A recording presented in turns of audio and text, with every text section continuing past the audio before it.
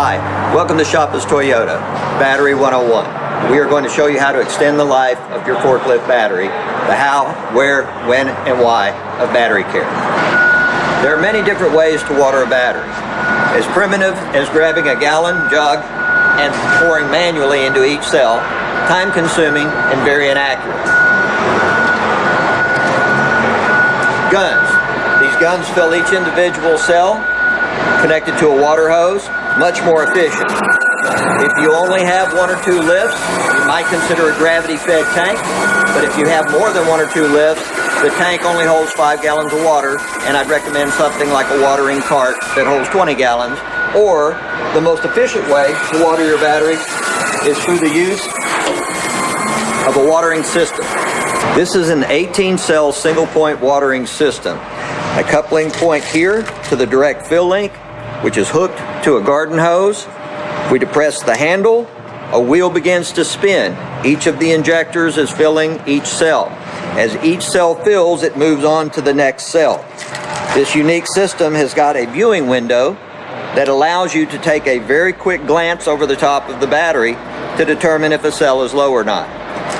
This is a very efficient way to water your battery and can be done in a minute and a half when regularly watering the battery. If we do opt for a watering system, there are several things to consider. All battery manufacturers do not require the same injector. In fact, the same battery manufacturer, depending on the size of the battery, will require a different injector. As you can see, the various types of injectors that go into the various batteries. It is crucial that you have the correct injector when it comes to watering the battery. Be sure and consult your motive power professional in your area before installing a single-point watering system. You may have heard that you must have distilled water to put in your battery. There was a time when distilled water was the preferred method of watering the battery because water treatment plants didn't do a very good job of removing the elements that contaminated the interior of the battery. The word today is, if you can drink the water, you can put the water in your battery. But if you have any questions, consult your local motive power company. This little device is called a blinky light. The blinky light is a water monitor, and the blinky light is designed to indicate when our water level gets low. This blinky light only looks at one cell, but it gives you an indication as to the water level in that cell. We would always recommend that you keep an eye out for all of the cells, but this is a good indicator, especially if you're a reach truck, an order picker, or a stand-up counterbalance truck, where you cannot easily see the top of your battery.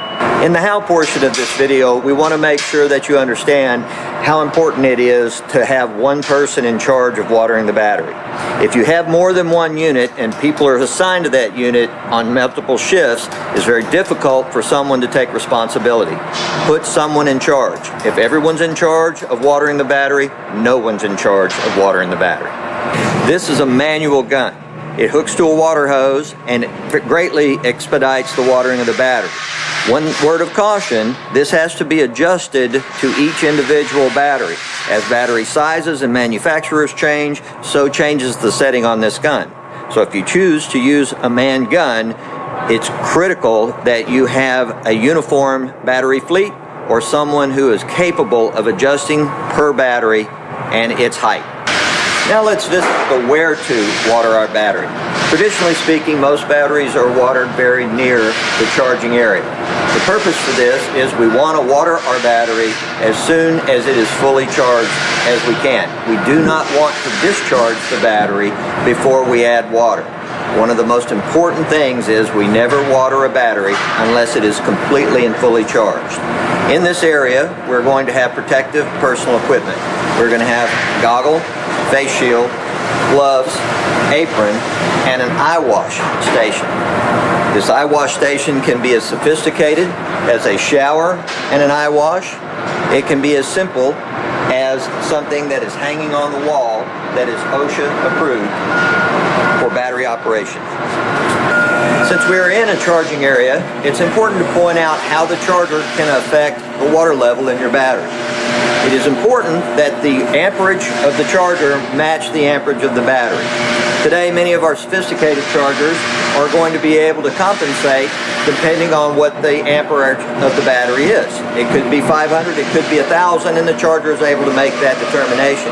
If, on the other hand, you have a charger that is too big or a charger that is too small, this can dramatically affect how it consumes water.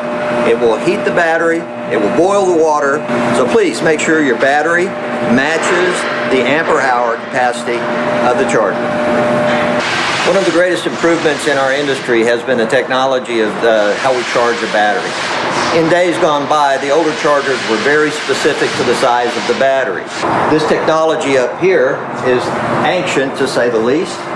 Very large, very bulky, and very specific. This was a 48-volt charger, 750 amp hour. That's all it could be used for.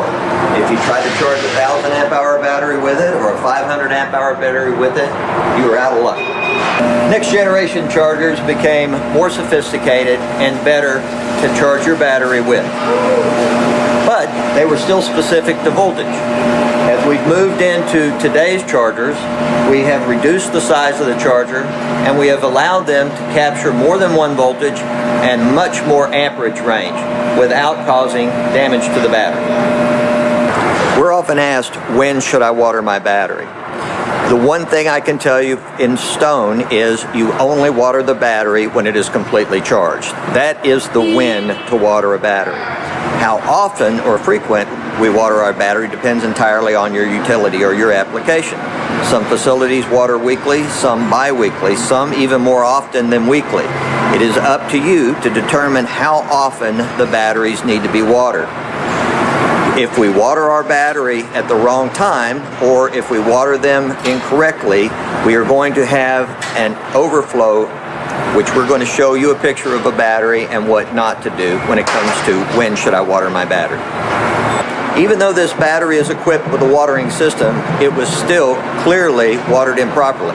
Whether the fault of an improper charger or watering during the wrong time, this battery now has its acid outside rather than inside the cell.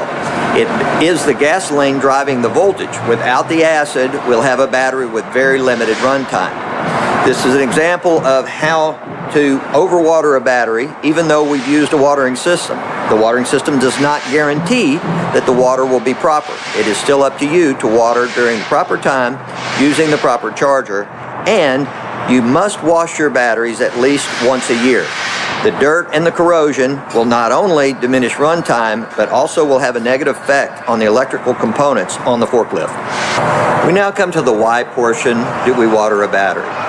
Inside each cell are two liquid components. Inside each cell are also plates or tubes on a flooded lead acid battery. They both require a proportional amount of water and sulfuric acid. That is called our electrolyte. As long as they are in balance, our battery performs as it should. When our electrolyte gets out of balance, our runtime is greatly diminished. So water is as important to a battery as it is to a person.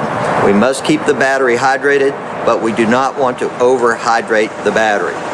The correct amount of water in a flooded lead acid battery is 1/4 inch above the moss shield. When you look down inside the battery and see a perforated shield, that is our moss shield. If we overwater the battery, then we have the battery acid on our battery and our forklift. So it is very important that we water the battery in proportion with our acid. How do we know when battery service is required? Industrial forklift batteries are rated at 6 hours of discharge. Obviously, we have an 8-hour shift, we have lunches, we have breaks, but our forklift battery should operate our lift for 6 hours. If we notice diminished runtime, that is the first sign that we need to have the battery checked out. This could be something as simple as a sulfated cell, and if caught early, this cell can be repaired, restored, and not have to be replaced. So if we notice a diminished runtime, that is our first indicator that we need to have a battery professional come out and look at the battery. What is the life expectancy of an industrial flooded lead acid battery? While most manufacturers have a 5-year warranty on the battery, it is not uncommon to have one last 6, 7, 8, 9, even as many as 12 years. I've also seen batteries fail within 3 years. It comes down to PMs, proper watering, and proper charging. That is the key to the life of this product. Take care of the battery will take care of you. Shoppers will have available for you a best practices of battery do's and don'ts in English and Spanish, but if you have any questions or concerns, please contact your local Toyota dealer. Thank you.